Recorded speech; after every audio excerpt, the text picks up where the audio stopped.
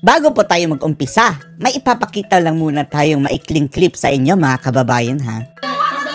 O isda! Oo. Bili na kayo ng isda! O wala po kayo sa palengke mga kababayan ha. Ang inyong nakikita ay ang pagwawala ni Claire Castro mga kababayan nung siya pa ay isang abogada. Ang trabaho mga kababayan, hindi pa siya USEC. Oh, sigaw-sigaw mga kababayan sa bulwagan ng kapulisan. Ang kasalanan ko sinisigaw-sigawan mo ako. Kaya Eden, oh, humanda ka Eden. Ikaw lang naman ang sumisigaw dyan eh. Lirering. Ganyang mga kalibre talaga mga kababayan ang nasa hanay ngayon ni BBM. Mukha oh. Kaya Eden, wawarningan kita. Huwag mong gisingin ang nakatagong halimaw sa loob-loob niya. Ang tinutukoy mo nating Eden mga kababayan ay ito po siya oh. Ang reporter ng Net25 mga kababayan na sa tuwing magtatanong siya, makikita nyo talaga sa pagmumukha ni Claire Castro ang pagkaasar niya. Ingat-ingat dyan Eden, baka pagsisigawan ka nitong si Claire Ring kagaya ng mga kapulisan. Dahil dito mga kababayan sa mga tanong nitong reporter ng Net25, asar talo ang Claire Castro nyo. Panoorin nyo po ha. Po ni dating presidential spokesperson Attorney Harry Roque, yung anyay lantarang katiwalian ng mga Marcos sa gitna. Arot! Hita-hita nila mga kababayan ang salitang korupsyon. Dahil kapag i-raise up yung mga tanong na ganyan mga kababayan parang nasasaktan sila mga kababayan. Alam nyo naman, yan na ang karugtong na issue ng mga Marcos. Po ng investigasyon ng Hong Kong sa umano'y gold-linked money laundering activities. Ito po'y nabanggit din sa isang media entity dito sa Pilipinas. Eto mga kababayan, kudos dito sa Net25 mga kababayan ha. Sa lahat ng mga mainstream media, Net25 lang po mga kababayan. At eto lang pala si Eden. Dito pa mismo sa press corps mga kababayan. Tinanong niya tungkol doon sa money laundering na nagaganap daw mga kababayan na gold link sa pamilya Marcos. Binalita na po mga kababayan di umano ha. Doon, sabi niya, sa Taiwan. Sino nga sabi sa Harry Roque pala? Binalita na sa Taiwan, sa Hong Kong. At mayroon pa daw investigation ngayon mismo sa Hong Kong mga kababayan. Gobyerno ng Hong Kong tungkol dito sa money laundering. Nasabit mga kababayan ang pamilya ng Marcos. Bukod po doon sa mga report from Hong Kong and Taiwan. Nakarating na po ba ito sa kaalaman ng Pangulo? Ano po yung kanyang reaction kaunay nitong panibagong allegation po na ito? Wala pong katotohanan. Walang katotohanan? So paano na yan? Fake news yung mga taga Hong Kong at taga Taiwan na nag-release ng balitang iyan? Ano sinasabi niya walang katotohanan? Ang tanong lang dito mga kababayan ng reporter, kung gaano katotoo itong mga investigasyon daw sa pamilya Marcos tungkol sa kurakutan. Ibinalita na yan ng Taiwan at Hong Kong daw mga kababayan ha. Kapag mayroong maglalabas mga kababayan na talagang binalita niyan, sinungaling ito, si Claire Castro. Yun lang po. Wala nang iba? Yan na naman mga kababayan. Sa lahat ng issue na kinasasadlakan nila, ang isasagot na lang nila mga kababayan, fake news. Walang katotohanan. So yung categorically deny po ito? Walang katotohanan. Walang katotohanan. Paano kung may maglalabas ng mga news article na iyon? At madali lang naman yan media, puntahan nyo sa Hong Kong. I-verify nyo kung mayroon talagang iniimbestigahan ang Money Laundering Council ng Hong Kong.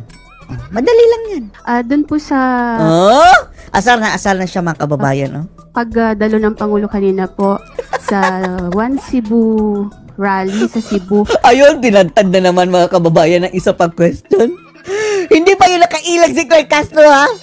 Binato na naman ulit. Presensya ng Pangulong Marcos ay sign po ba yun na yung suporta niya kay suspended governor Cebu Governor Gwen Garcia ay parang sign din na sinusuportahan niya yung paglabag or hindi pagsunod ni Governor Gwen doon po sa kautusan ng Ombudsman. Paglabag! Para sinusuportahan daw ni Ngagngag mga kababayan yung paglabag ni Gwen Garcia sa kautusan ng ombudsman. Ganun na rin yun. Kung ikaw ang presidente dapat sundin mo ang batas. O pasensya ka na Gwen, yan ang ano ng ombudsman Anyway, investigation pa naman yan. Ang ombudsman, wala akong control dyan. Wala akong autonomy. Hindi po hawak ng presidente ang ombudsman mga kababayan. Ay, sundin na lang natin ang batas, pero hindi Si Ngagngag mga kababayan, Gwen Garcia, sige, go lang ha. Huwag mong kalimutan, ipagmayabang mo ang bigas sa 20.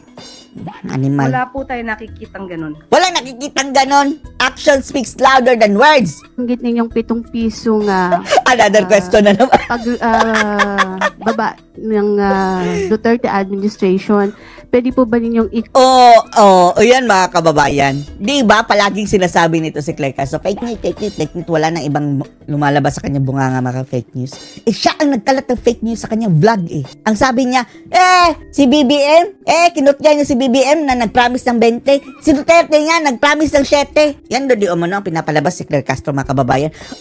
Tinastigo ng mga kababayan, reporter. clarify Galit. yun kung talagang 7 piso Nagalit. gagawin 7 piso kada kilo yung bigas that time or yung sinasabi po ng dating Pangulo na reduce o bawasan lang ng 7 piso yung Pito! Tingungani ka, Claire Castro. Ikaw ang fake news, Claire Castro. po ng bigas. Nasa news na po yan. Nasa news sa po niyan. Sagutin mo. Kapag masasapol sila mga kababayan, magagalit-galitan. Maaari po niyong i-refer po ang news patungkol po.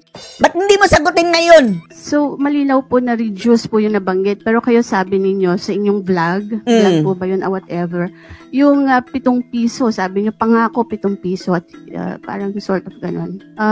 Pwede po ba linawin lang natin? Linawin mo, Claire Castro, dahil hindi niya ma-i-deny mga kababayan dahil mayroong ebidensya na sinabi talaga niya na promise na 7. Wow! Hindi naman na pagmula ng fake news. Tuburan ng fake Sa vlog news. po ba? Nakita na panood po sa Ikaw ang may sabi niyan, Claire Hindi Castro. po yata yun na banggit sa press briefing. Kahit pa, ibang tao ba yung nagsalita doon? Ibang Claire Castro ba? May kakambal ka ba? Opo, hindi po sa press briefing. Animal. Parang you're talking na pinapakita nyo pa yung SONA something, PRRD. Para lang po magkaroon ng sa halip Hindi na... po Oo, dahil ikaw ang mukha, Claire Castro ng Malacanang. Pahayag ng Pangulo. Kailan ka ba naghayag dyan ng pahayag ng Pangulo? Eto mga pinagsasabi nga ni Claire Castro mga kababayan dyan. Sa tingin natin more on kanyang opinion lang. Yung mga banat niya, opinion lang. Isipin nyo na lang, may sagot agad. Di ba? Nandito po tayo sa ating press briefing para ihayag po ang direktiba, announcements ng palasyo. Kung announcements lang ng palasyo, bakit ang dami mo pang pinagsasabi? Ngayon biglang tikom ang bibig mo dahil announcement lang ng palasyo tapos kung ibang bagay mga kababayan, grabe kung makapag-input ng kanyang opinion. Hindi po patungkol sa aking pagbablog. Vlog! Bumalik ka na lang sa pagka-vlog mo. Diyan yan siya pupulutin mga kababayan. Pagkatapos ni Ngagngag, kanyang nilalangaw na vlog. Paano mo maiilagan yan, Claire Castro, na ikaw mismo ang nagsabi? Ibang tao ba yung nasa vlog mo? Ikaw din yan At the fact mga kababayan na laging sinasabi nito na lalabanan natin ang fake news. Ikaw mismo ang fake news. Mahaba na yung ilong mo. Hindi pa nabanggit ko lang po yung vlog, Yusek, para lang po hindi Eden, pasensya na po. Hindi po ako. Humanda ka, Eden. Kapag ito masisipa mga kababayan dyan sa press corps, alam na natin. Dahil nasasaktan si Claire Ring. Hindi po ako makakasagot ng anumang sinabi ko outside from this. Palusot! Sige, i-challenge kita. Sagutin mo yan after mong mag-press con dyan. Sa vlog mo. Sige. Sa press briefing. Sasabihin mo, fake news ako pala. Pagdating sa makababay press corps, I hate fake news. May split personality ba ito? Pagdating sa kanyang vlog. Yun ang fake news, Claire Castro. Tapos dito sa mga kababayan, press corps, ito ang truthful Claire Castro. Pero wala tayong nakikitang difference mga kababayan. Sinungaling pa rin hanggang dyan mga kababayan. Katulad na lang yung pinagsasabi niyang bumaba daw ang rating ni Sara dahil andun siya sa ibang bansa.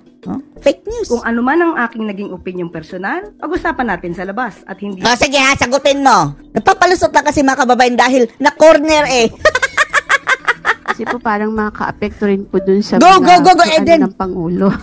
na medyo iba yung naba. Hayaan mo na. Ang isa mga kababayan, naka-Claire Castro siguro yun. Asar na rin ang tingin. Miss Eden, kung ano po ang inyong pakay patungkol po dito? Patungkol na naman. Inuulit ko po, ang aking pag-vlog ay wala pong kinalaman ang palasyo, ang pangulo, at ang gobyerno. Pero yung mga nagsasabi mo, ang punto dito mga kababayan, kung sinungaling ka sa pagbablog mo, sinungaling ka rin dyan. Hindi ka naman ibang tao doon eh. Kaya linawin mo para hindi mawala ang kredibilidad mo kung meron man. Let's move on. Wow, let's move on! Wow! Oh. Anong masasabi nyo dito mga kababayan? Post your comments below.